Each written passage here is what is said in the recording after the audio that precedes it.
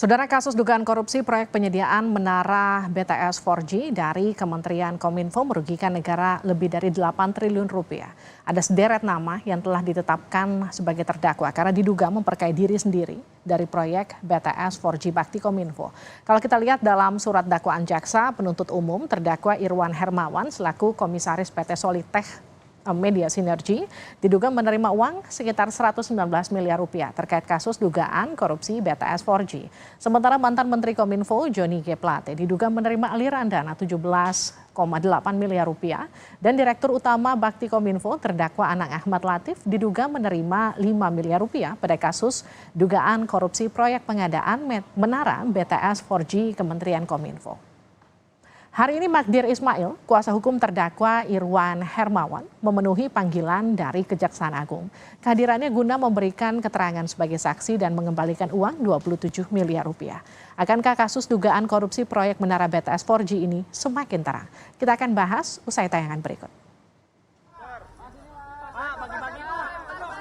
Pengacara salah satu terdakwa kasus korupsi BTS Kominfo, Magdir Ismail, datang ke Kejaksaan Agung untuk mengembalikan uang 27 miliar rupiah. Magdir menyatakan uang 27 miliar rupiah ini diserahkan untuk kepentingan kliennya Irwan Hermawan.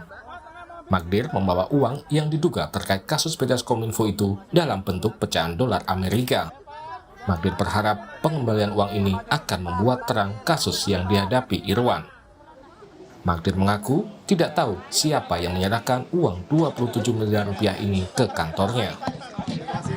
Hanya itikad baik kami, karena kami merasa bahwa kepentingan klien kami Irwan Hermawan ini dalam kerangka penyelesaian kewajiban dia, ya, terutama berhubungan dengan pelaksanaan kegiatan-kegiatan dia, makanya kami serahkan ini dengan itikad baik.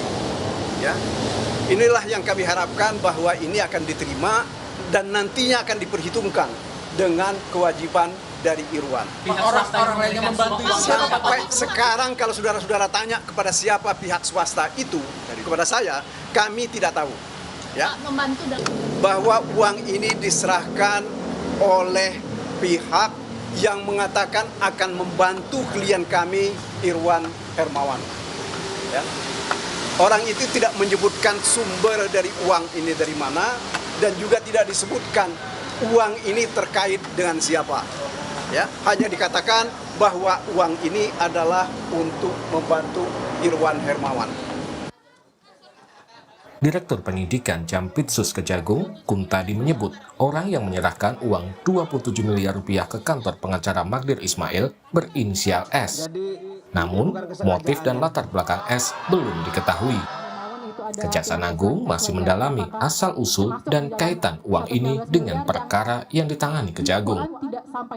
Bahwa keduanya tidak tahu siapa yang menyerahkan. Inisialnya S, tapi latar belakangnya dan asal dari mana maksud tujuannya sampai hari ini kami tidak tahu.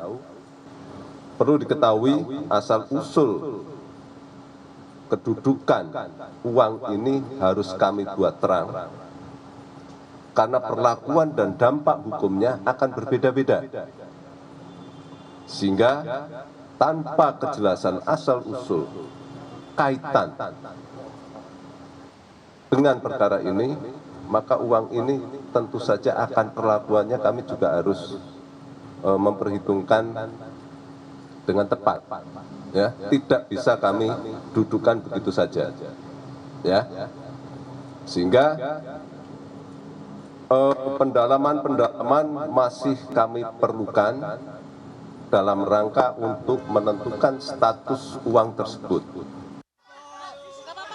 Sementara Menpora Dito Aryo Tejo kembali menyatakan tidak tahu menahu soal uang 27 miliar rupiah yang dikembalikan ke Kejaksaan Agung. Sebelumnya, Dito pada 3 Juli lalu telah diklarifikasi Kejagung soal dugaan aliran dana 27 miliar rupiah dari kasus BTS Kominfo. Dana yang dikembalikan Pak? Saya nggak tahu menahu. Ya, nominalnya sama, Mas. Dari awal udah begitu dan kita udah melakukan proses resmi. Hah? Tidak tahu menaut. Satu hari setelah diperiksa. Komisaris PT Solitech Media Sinergi Irwan Hermawan didakwa telah menerima uang 119 miliar rupiah dari proyek BTS Kominfo. Uang tersebut diduga juga dibagikan ke terdakwa kasus korupsi BTS Kominfo lainnya, antara lain ke mantan Menkominfo Johnny G. Plate serta mantan Dirut Bakti Kominfo Anang Latif. Dalam BAP, Irwan juga menyebut memberikan uang pada sejumlah pihak untuk mengamankan penyelidikan kasus korupsi BTS di Kejaksaan Agung. Ada salah satu pihak yang disebut menerima uang senilai 27 miliar rupiah. Tim Liputan, Kompas TV. Saudara pengacara salah satu terdakwa kasus korupsi BTS Kominfo menyerahkan uang 27 miliar rupiah ke Kejaksaan Agung. Apa arti dan dampak hukum dari penyerahan uang 27 miliar? Kita akan bahas bersama Direktur Penyidikan Jampitsus Kejagung Kuntadi dan pakar hukum pidana Hipnu Nugroho. Selamat malam Pak Kuntadi, selamat malam Prof. Hipnu. Malam Mbak Livi. Saya ke Pak Kuntadi dulu ya. Pak Kuntadi, pengacara terdakwa korupsi BTS ini kan Pak Magdir menyerahkan uang 27 miliar ke Kejagung. Jadi ada penjelasan nggak dari Pak Magdir? Sebenarnya ini tuh uang apa dan ada kaitannya nggak dengan kasus BTS Kominfo? Ya, terima kasih Mbak. Sejauh ini kami belum bisa mendapatkan keterangan yang signifikan terkait penyerahan uang tersebut. Saudara Magdir hanya menjelaskan bahwa beberapa saat yang lalu di kantor yang bersangkutan telah ada seseorang yang menyerahkan sejumlah uang, tepatnya 1,8 juta US dollar. Ya. Apa kaitannya dan dalam rangka apa serta siapa orang itu, Saudara Magdir tidak bisa menjelaskan. Kalau tidak bisa menjelaskan, memang ada kaitannya kah untuk kemudian sengaja dirahasiakan ataukah memang tidak mengetahui? Nah itu makanya pada hari ini tadi yang bersangkutan kami melakukan pemeriksaan. Mendalami sejauh mana sih pengetahuan yang bersangkutan dan apa sih kaitannya. Sehingga semua menjadi terang. Apa maksudnya, dari mana uangnya, dan ini tentu saja akan sangat membantu kami dalam rangka untuk menentukan sikap uang yang telah diserahkan tersebut akan kami lakukan sebagai apa. Baik, Pak Kuntadi tadi kan sudah digeledah kantornya Pak Magdir, apa hasilnya? Ya, yang tentu saja hasil penggeledahan masih itu ranah penyidikan ya. Kami kaji, namun tentu saja itu dalam rangka untuk mencari titik terang, mencari informasi apakah benar keterangan yang bersangkutan, apakah benar penyerahannya ada di kantor tersebut dan sebagainya. Ya. Tapi artinya sudah ada titik terang dong ya Pak Kuntadi, meskipun Anda masih belum bisa menjelaskan itu karena masih dalam ranah penyidikan. Pasti ada hasilnya dong. Saya rasa masih terlalu prematur lah untuk menyimpulkan itu. Ini kan baru hari pertama ya. Oke, tapi artinya gini, status uang itu sudah bisa diketahui publik? Ya, seperti yang tadi kita sama-sama saksikan, saudara datang ke kantor kami, membawa sejumlah uang dan nilainya persis seperti yang bersangkutan sampaikan ke publik. Demikian. Pak Kuntadi, kalau dari penjelasan Pak Magdir kan beliau menyebutkan ada inisial S yang dibilang menyerahkan uang ke kantornya. Setelah kemudian penggeledahan dilakukan dan kemudian hasilnya masih dalam ranah penyidikan, status hukum uang ini jadinya seperti apa Pak? Ya, sampai saat ini kami masih belum bisa mensikapi apakah itu akan kami jadikan sebagai barang bukti dan sebagainya. Karena untuk menentukan status uang tersebut, parameternya banyak. Ya. Apa saja Pak? Dan dampak hukumnya tentu akan berbeda. Apakah uang tersebut ada kaitannya dengan kejahatan? Apakah uang tersebut merupakan hasil kejahatan? Apakah uang tersebut yang tidak ada kaitannya tapi dimaksudkan untuk mengembalikan atau memulihkan kerugian negara, itu belum jelas semua. Oke. Kami tentu saja belum bisa mensikapi. Baik, saya ke Prof. Hipnu. Prof sudah terhubung bersama kami? Iya. Oke, kalau Iya, melihat Mbak. Oke, duduk, suara. Ya. oke, kalau melihat duduk perkaranya, jadi status uang ini seperti apa? Ya, kalau saya melihat uang itu sebagai barang bukti. Kan, pertanyaannya barang bukti nanti mempunyai kualifikasi sebagai alat bukti atau tidak. Karena kenapa saya katakan barang bukti? Ini kan uang dikembalikan dalam rangka sebagai bentuk untuk dalam rangka pengungkapan kasus, kan itu Mbak. Sehingga sebagai barang bukti. Cuman yang jadi masalah ini uang siapa? Apakah dari hasil kejahatan atau uang pribadi? Itu Mbak. Oleh karena itu saya kira bisa dijelaskan ini nanti di sana kan ada CCTV ya. Uangnya siapa yang mengirim. Saya kira ini harus dikembangkan semuanya sehingga duduk permohonan uang yang 27M itu bukan uang kecil loh Mbak. Sehingga kan bisa membawa siapa, dari mana, oleh siapa, nggak ada yang sulit. Oleh karena itu dalam pengiriman barang, alat terkait dengan uang 27M perlu juga baik alat sebagai barang maupun peruntukan dari alat bukti. Tapi yang jelas dalam teori hukum ketika mengembalikan itu adalah sebagai barang bukti. Apakah itu untuk meringankan hukuman? Walau alam. Ataukah untuk mengembalikan? Demikian juga. Tapi kalau sebagai bagian dari barang bukti, ya itu bukan merupakan alat petunjuk lagi yang menjadikan barang bukti bahwa terjadi ada suatu tindak pidana yang sekarang lagi diselesaikan di persidangan. Begitu. Oke, artinya Anda mau bilang bahwa uang 27M ini bisa jadi pintu masuk untuk pengusutan aliran dana BTS? Seperti yang disebut di BAP-nya Pak Irwan? Dan itu membuktikan kembali. Iya, kan tidak ada suatu konstruksi itu berdiri sendiri. Pasti berkait dengan suatu peristiwa tindak pidana yang sedang diusut. Begitu. Oke, Pak Kuntadi, ini memenuhi unsur sebagai barang bukti, Pak? Saya rasa masih terlalu prematur ya. Karena asal-usul dan sebagainya masih terlalu banyak kemungkinan di sini. Dan kami harus sangat hati-hati dalam menentukan sikap.